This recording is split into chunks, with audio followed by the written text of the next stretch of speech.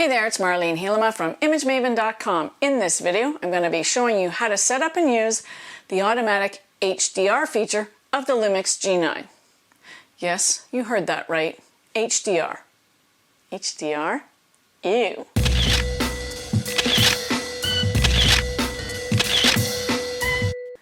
Welcome back, subscribers, and if this is your first time here, well, thank you for checking out my channel. I teach photography, photo editing, a bit of lighting, and I'm a huge fan of Lumix cameras. So HDR is kind of a topic that was quite popular like 10 plus years ago. And it's kind of got that reputation of over-processed. There's like too much happening in those photos. They don't look realistic. But that's all changed now with modern, photo editing techniques. Software like Aurora HDR, Photoshop, and other apps help you make more realistic looking HDR images. But what the heck is HDR? Well, HDR means high dynamic range. So what happens is, say you have a scene and there's bright sunlight filtering through white clouds, and then you have a dark area in your image, perhaps a landscape, and it's too much range to capture in one photo because your highlights would be blown out or your shadows would be too dark. So what we do is we take a bunch of photos, usually 3, 5, or 7 photos at different exposure values, and then they get put together in software.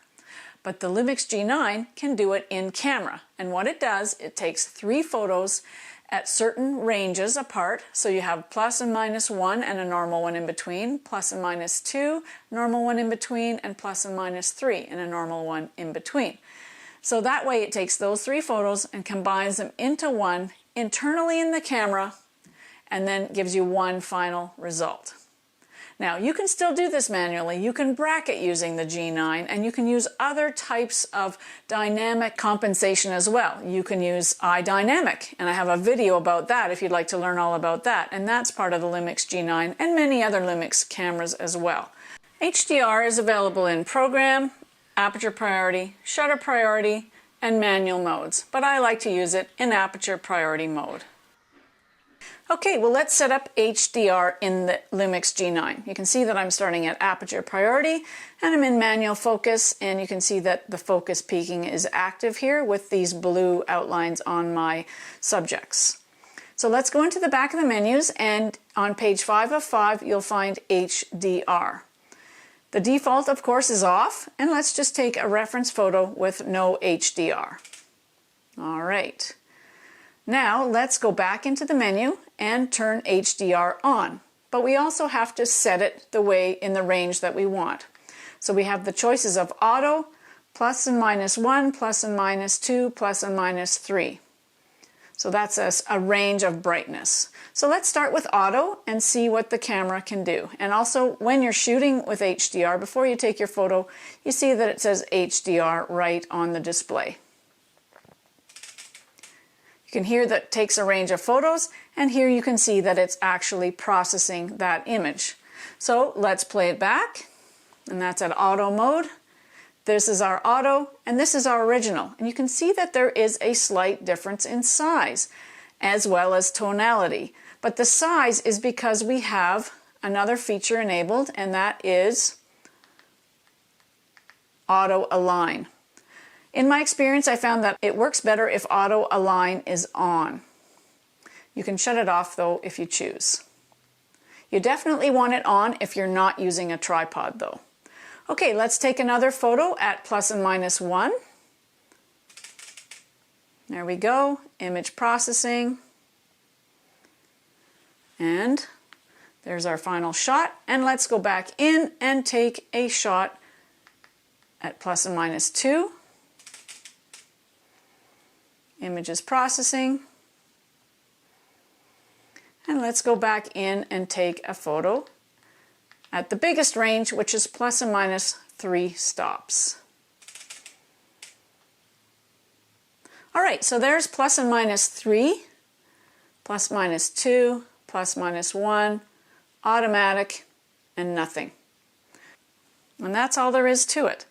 If you hit the display, you can see that HDR is in fact on in these photos. So if you're not sure, there it's off, there it's on in that one, on in that one, on in that one, on in that one. Here are those photos straight out of the camera. Plus or minus 1 stop, plus or minus 2 stops range, plus or minus 3 stops range, automatic, and no HDR. When you see all these 4 images side by side like this, you can definitely see that there's way more contrast in the one that no HDR has been applied, and the one with the 3-stop range is the darkest, and that's because it pulls down the most amount of highlights. So you definitely need to test this for yourself when shooting in real-life situations. Here's a selection of outdoor photos using the various settings of HDR. Notice the difference in the highlights and the shadows in each photo.